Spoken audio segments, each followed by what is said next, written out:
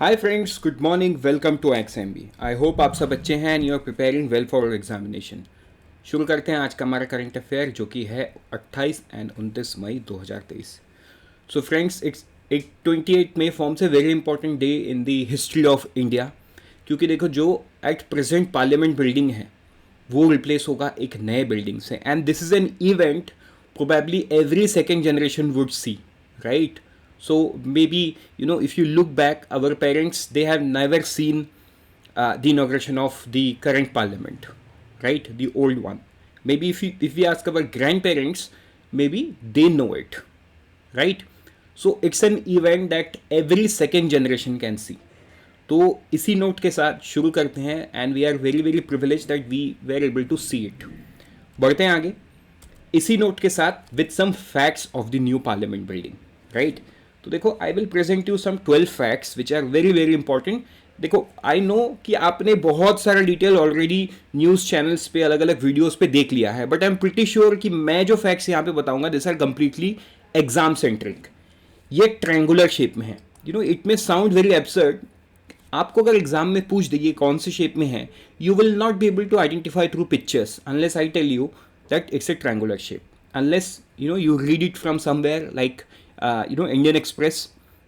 So ये news मुझे Indian express में मिला, where they have compiled, तो वही का एक्सट्रैक्शन है, उसी न्यूज़ का एक्सट्रैक्शन है। Obviously we can't create news, so news extraction ही होता है।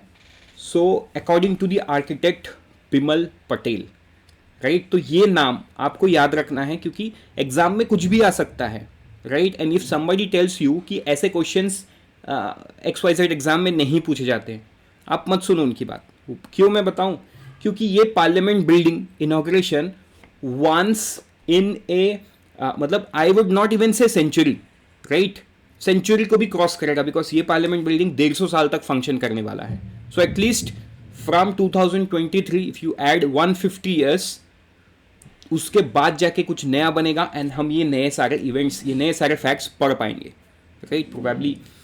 सो नोबडी नोज कि किस तरीके का क्वेश्चन इसमें बन सकता है। आई वुड से ये फैक्ट जो भी क्वेश्चन बनेगा इन्हीं 12 फैक्ट से बनेगा।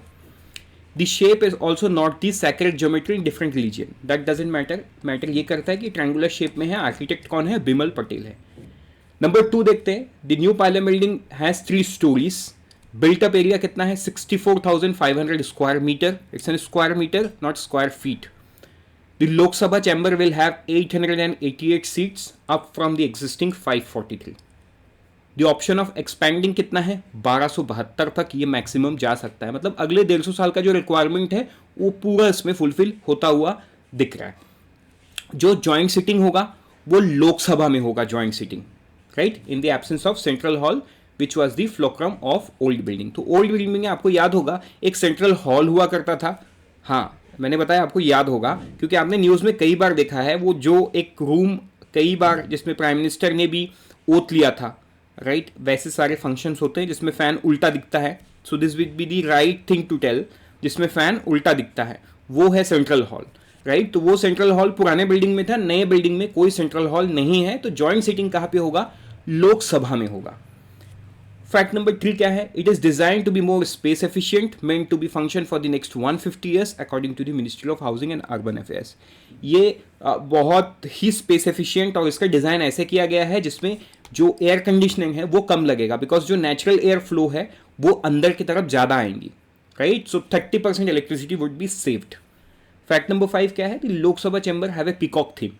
सिंपल क्वेश्चन इसमें से जरूर बन सकता है कि लोकसभा चैम्बर क्या है? पीकॉक थीम पे है। With design drawn from the national bird, feather carved on the wall and ceiling complemented by teal carpets. The Rajya Sabha chamber has been decorated with the lotus as a theme with red carpet. समझ में आया? Fact number 6 क्या है? The new building has a constitutional hall where the journey of the Indian democracy has been documented. New building क्या है? एक constitutional hall है जहां पे तो इंडियन डेमोक्रेसी का जर्नी है उसको डॉक्यूमेंट किया गया है, राइट? फैक्ट नंबर 7 में क्या है? There are 6 new committees room in the building. कितने कमिटी रूम है? 6 नए कमिटी रूम है, as oppose to the 3 in old building. 3 से बढ़ के 6 हो गए हैं। In addition there are 92 rooms as an office of this central council of ministers. Total 92 rooms हैं। फैक्ट नंबर 8 क्या है? इंटीरियर और एक्सटीरियर जो है बिल्डिंग का, इसमें जो मटेरियल लगा है ये अलग अलग जगह से सोर्स किया गया है। तो देखो ये जो सवाल है, आई वुड से ऐसे क्वेश्चंस बैंकिंग में नहीं आएंगे, लेकिन यूपीएससी जैसे एग्जाम में जरूर आएगा कि जैसे कि सैंडस्टोन है for Sarmathura is in Dholpur and granite from Lakha village in Jaisalmer Rajasthan. कहाँ क्या से सोर्स हुआ है। वुड जो लगा है डेकोर के लिए वो नागपुर से आया हुआ है, क्राफ्टमैन मुंबई से आए हुए हैं, ये सारा चीज पूछा जा सकता है। बदौनी वीवर्स जो है वो उत्तर प्रदेश से आए हुए हैं, जो कि traditional hand knitted carpet building में लगाए हैं। फैक्ट नंबर 9 क्या है? The building is replete with national symbol including the national emblem the lion capital of Ashoka that weighs 9500 kg। सोचो 9500 kg का कुछ चीज उसमें लगाया गया है and is 6.5 metre in height and visible from a distance. To support this massive bronze sculpture, इतने बड़े स्कल्पचर को पकड़ने के लिए 6500 kg का एक कंस्ट्रक्शन टॉप लेयर में किया गया, जो कि 9500 kg का एक स्तंभ को पकड़ पाए।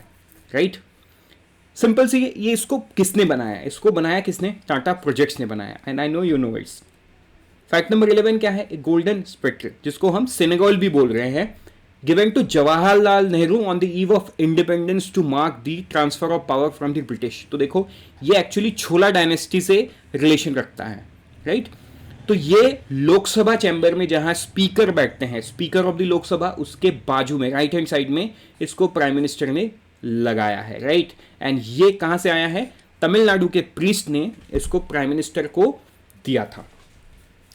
उसके बाद फैक्ट नंबर 12 क्या है? एक gallery called Shilpi, right, shilp, it's not shilpi, it is actually shilp, will exhibit textile installation from across India along with the pottery item made from the मिट्टी of Indian state। जो भी pottery है, ये जितने भी राज्य हैं, हर राज्य का मिट्टी मतलब सॉइल इस पोट्री में यूज किया गया है। The gallery Satpatya will exhibit the iconic monument of India including those from the different states and UT। beside monument it also amalgamates yoga asanas। तो ये सारा चीज आपको ध्यान में रखना होगा। It's a really you know one of its kind moment जो हमारे नेक्स्ट जनरेशन नहीं देख पाएंगे। प्रोबेबली नेक्स्ट जनरेशन के जो नेक्स्ट जनरेशन है, even they would become old to see something like this. Right, so we are very privilege that we have seen a century as well. मतलब most of you have seen it और you were born after most of you have seen it। if I consider 30 as the age, so I would say most of you have seen the century and then this as well। चलो बढ़ते हैं आगे। Next news में वो है कि आज के दिन prime minister Guwahati Vande Bharat express इसको लॉन्च करने वाले हैं। This is the Assam's first Vande Bharat express today. Right, तो आप मुझे कमेंट सेक्शन में बताओ ये जो आसाम का नए वंदे भारत एक्सप्रेस है ये कहाँ से लेके कहाँ तक चलेगा। Because see sometimes you will also have to read. तो ये चीज़ मैंने इंक्लूड यहाँ पे जानबूझ के नहीं किया, so that I can ask you in the comment section. Next हम बढ़ते हैं गोवा के एक बहुत बड़े मशहूर राइटर दामोदर माजुओ, इनको जनपित अवार्ड से सम्मानित किया गया है। तो ये नाम आपको याद करना होगा।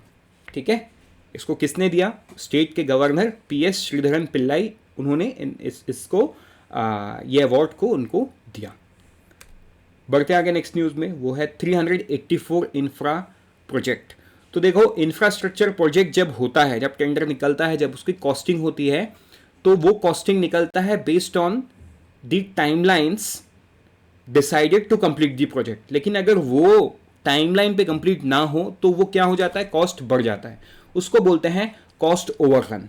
अगर वो 1 साल से बढ़ रहा है, 2 साल से बढ़ रहा है, obviously inflation has a role to play and also मतलब mostly it's an inflation, it shows an inflation कि 1 साल से प्रोजेक्ट का अगर कॉस्ट बढ़ा है तो जाहिर सी बात है जो इकोनॉमी में इन्फ्लेशन है वो तो लगना ही लगना है। Apart from it some different logistical charges भी उसमें बढ़ सकता है, जैसे कि जो कंस्ट्रक्टिंग मटेरियल में लेट्स से कुछ रेंटेड सामान यूज़ हुआ है तो उसका रेंट बढ़ जाएगा। अगर कोई बैंक से लोन है तो लोन में इंटरेस्ट ज़्यादा पे करना होगा। As simple as that. Right, तो ये जो रिपोर्ट है कौन बनाता है? Ministry of statics and programme implementation बनाती है, जो मॉनिटर करती है जितने सारे इंफ्रास्ट्रक्चर प्रोजेक्ट 150 करोड़ से ऊपर हैं। ये आपको याद करना होगा।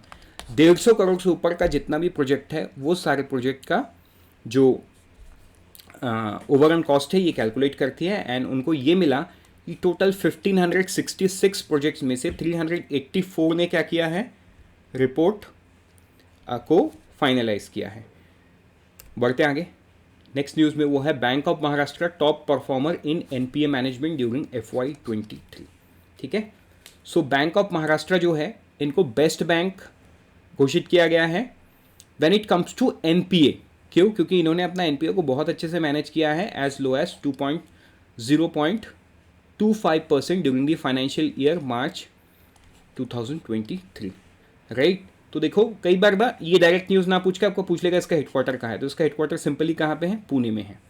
तो इसके बाद का जो पोजीशन है वो HDFC बैंक का है, then comes the Kotak Mahindra bank. लेकिन अगर आप PSB साइड में देखोगे, so it's bank of Maharashtra, मतलब जो कि PSB भी है, and then comes the state bank of India, उसके बाद आता है bank of Baroda as of March 23। मतलब ये फाइनेंशियल ईयर 23 की बात कर रहे हैं हम।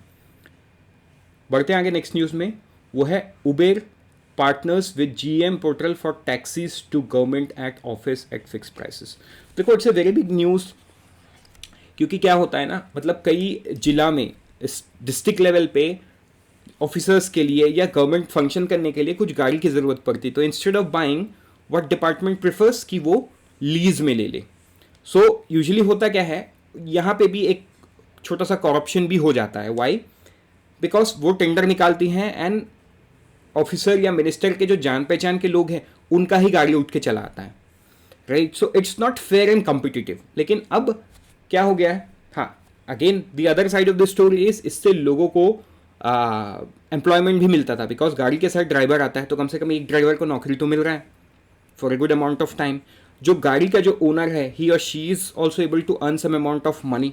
राइट, सो अब क्या हो गया है, उबेर ने पार्टनर कर दिया GM पोर्टल से। जिस भी डिपार्टमेंट को गाड़ी की जरूरत है वो GM पोर्टल से उबेर की गाड़ी मंगवा सकता है। So this does mean that the corruption that may have happened, और जो हो रहा था वो सारा तो खत्म हुआ, पहला चीज, बिकॉज अब ये सारा चीज ऑनलाइन हो गया है, GM पोर्टल पे आ गया। और दूसरा चीज ये है कि द ड्रॉबैक ऑफ दिस, जिसको नौकरी मिल रहा था, राइट, जो कैब के ओनर है, जो गाड़ी का ओनर है, उनको जो पैसा मिल रहा था वो सब अभी उबेर को मिलने लगेगा। So the multinational company has taken away all those things. तो इस न्यूज़ को देखने का ये दो तरीका है।